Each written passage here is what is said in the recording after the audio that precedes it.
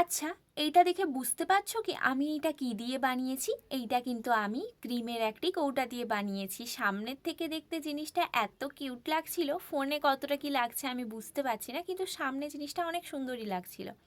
আমার কাছে ছিল সীতাফিলের একটি ক্রিমের কৌটা, তো এটা আমি রেখেছিলাম যে কিছু একটা বানাবো। তো আমি ভাবলাম যে এটাকে একটা কিউট রকম একটা কেক করা যাক। তো তার জন্য আমি প্রথমেই স্টিকারটিকে তুলে নিয়েছি এবং পুরোটিতে আমি পিঙ্ক টাইপের একটা কালার করে নিয়েছি। এখানে পিঙ্ক কালারটি কিন্তু আমার কাছে ছিল না, আমি সাদা আর লাল মিক্স করে এই কালারটি করেছি।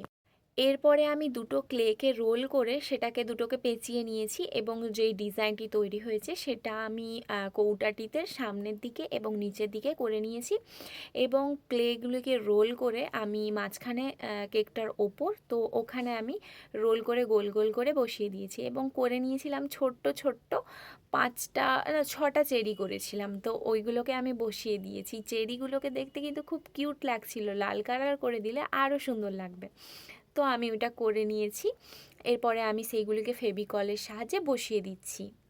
আচ্ছা, এবারে আমার সবগুলো বসানো শেষ। দেখো তো আমার এই ছোট্ট কিউট কেকটাকে কেমন লাগছে। এটা কিন্তু সত্যিকারের কেক না, ডিআইওয়াই কেক। কেমন লাগছে অবশ্যই জানিও। কালার না করতেই আমার জিনিসটাকে খুব কিউট লাগছিল। তো এরপরে আমি পিঙ্ক সেটেরই সবকটা কালার করব। তার জন্য আমি মানে পিঙ্ক কালারটা আমার কাছে ছিল না, তো তার জন্য আমি লালটার পরিমাণটা একটু বেশি আর সাদাটা একটু দিয়ে সেটা দিয়ে পিঙ্কের একটা আলাদা শেড করে নিয়েছি। সেটাই আমি করে নিচ্ছি কালারটা।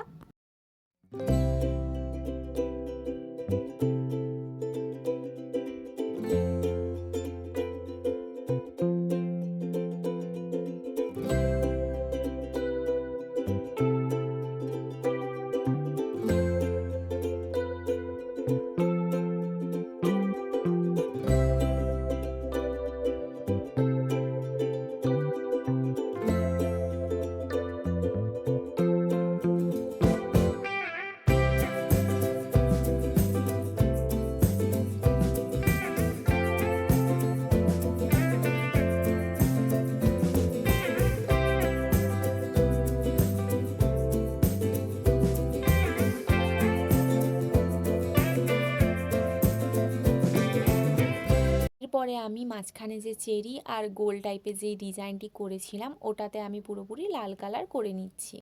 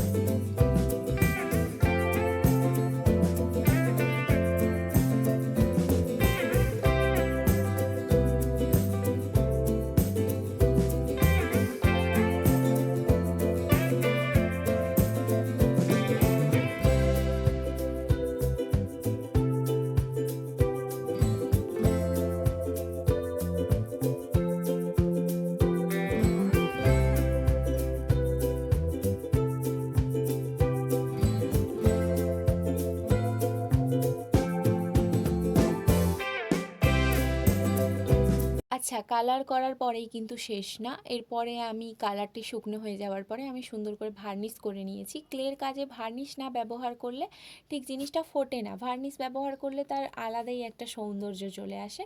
তো তার জন্য আমি ভার্নিশ ব্যবহার করে নিয়েছি। ভার্নিশ ব্যবহার করার পরে আজকের কাজটি তোমাদের কেমন লাগলো অবশ্যই কমেন্ট করে জানিও। আর আমার ভিডিওটি ভালো লাগলে একটি সাবস্ক্রাইব করে দিও। আর প্রত্যেক দিন নতুন নতুন এইরকম ক্রাফট আইডিয়া দেখার জন্য আমার চ্যানেল দ্য গ্লোয়িং রেনবোর পাশে অবশ্যই থেকো। আজকের মতো এতটুকুই। Thanks for watching.